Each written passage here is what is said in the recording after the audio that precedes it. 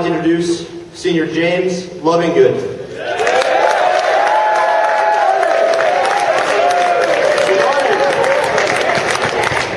As you already know, my name is James Lovinggood, and I'm a senior.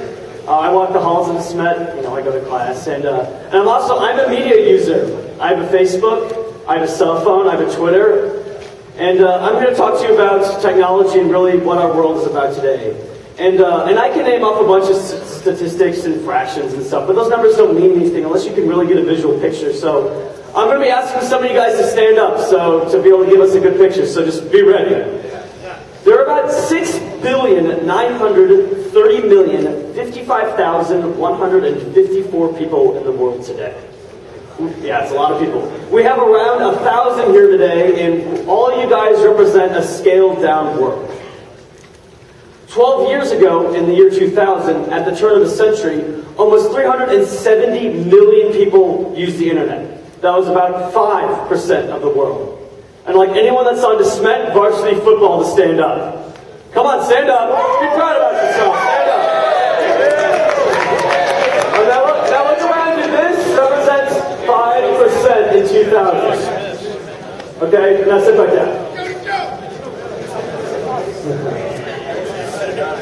Guys, today around 2,100,000 people use the internet. That's 30% of the world's population. Now I'd like to see the whole senior class to stand up. Now gentlemen, look at the difference here. Look at the difference here, guys. As you can see, in 12 years, the internet population has grown rapidly. Nearly 274 new users per second. That's about 400,000 new users a day. Imagine the internet starting out like the city of Miami and duplicating every day for 12 years straight. That's incredible change. Now sit down. Thank you. Alright, now get ready for a big statistic. 87% of the total users live in North America. Now I'm going to need everyone in the bleachers, everyone in front of me, and everyone to my left to all stand up.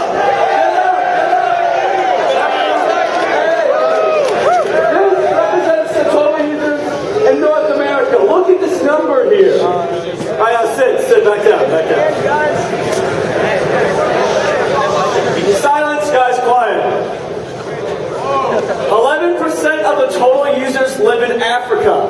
Now I need just these 3 to 4 rows to stand up. Yeah. Maybe one more row. Look at the number difference here, guys. Look at here compared to the United States. Alright guys, sit down. Now of everyone who lives in the United States, 78% use the internet.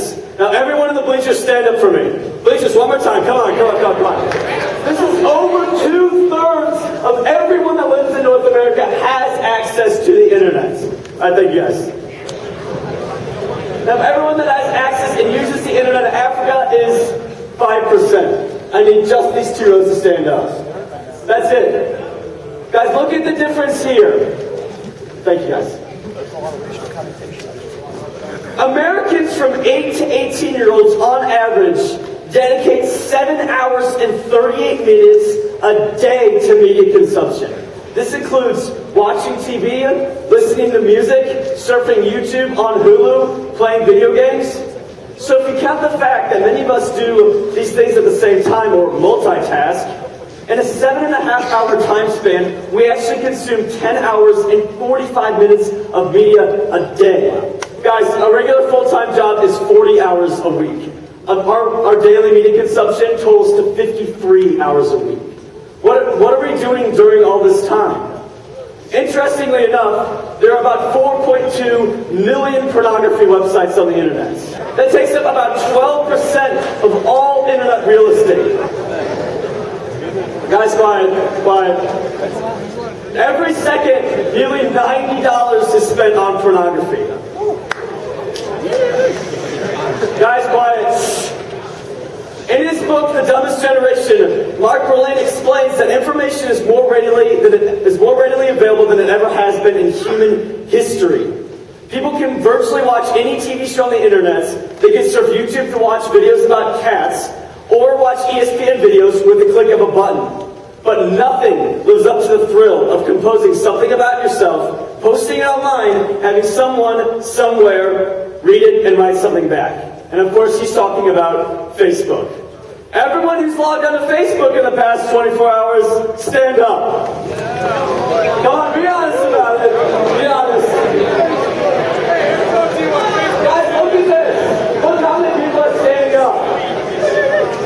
Do you think, how many times have you logged on to Facebook to do something good for the world? Everyone sit back down, back down, back down, back down. Guys, quiet. I noticed something when I was sitting up at the chair over there, that which board were you paying more attention to? The one where you could see yourself up there, or the one where it had all the facts up there? Yeah. We have a natural tendency to like to see ourselves. But did anyone else notice the facts up there? That the fact that China's become the #1 English country by next year? The fact that the top 10 jobs in 2010 didn't exist in 2004? No one saw that? Because we naturally... That's why Facebook is so popular.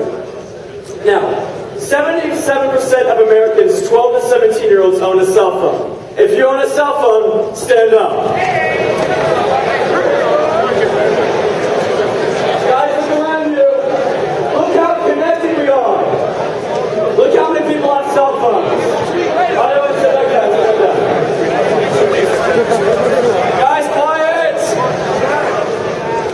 All teens use text messaging as the primary form of communication. Now, if you look at the charts on your side of me, you can see here that text messaging makes up 54% of our total communication, followed by cell phone calls and face-to-face talking.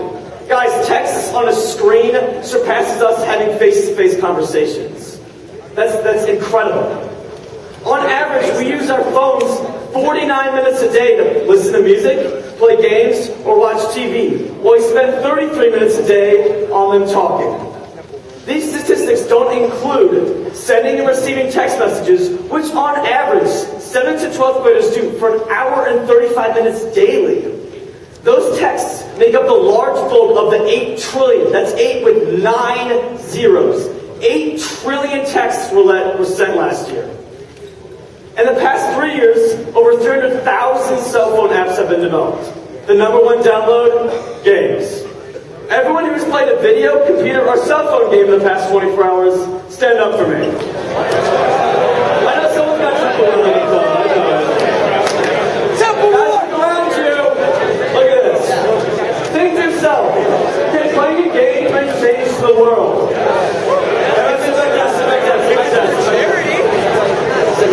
Guys, quiet! I have one last statistic, and it's a pretty basic one.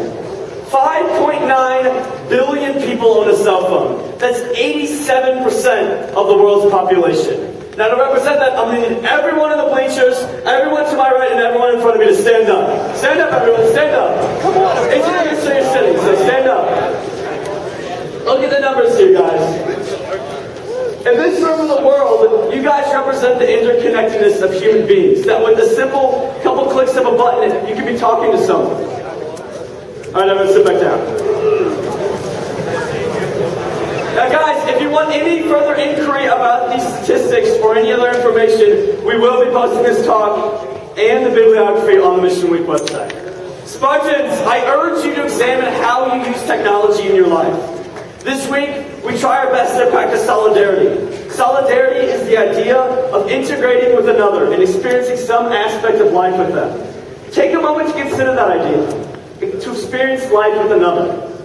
The next time you log onto your laptop or turn on your phone, you can play Words with Friends, or Angry Birds, or update your status about your new Jordans, or you can educate yourself about a world issue. Or maybe update your Facebook status with an article about why Zimbabwe is one of the poorest countries in the world. Will you look at pictures of Kim Kardashian or learn a story of someone who has less than you and be a voice for the voiceless, spreading that person's story? Ask yourself, after you've played hours of video games, is this important? Does it make a difference in the world? Does it make me a better person? You have the power to change the world, Spartans. It is immense. Use it.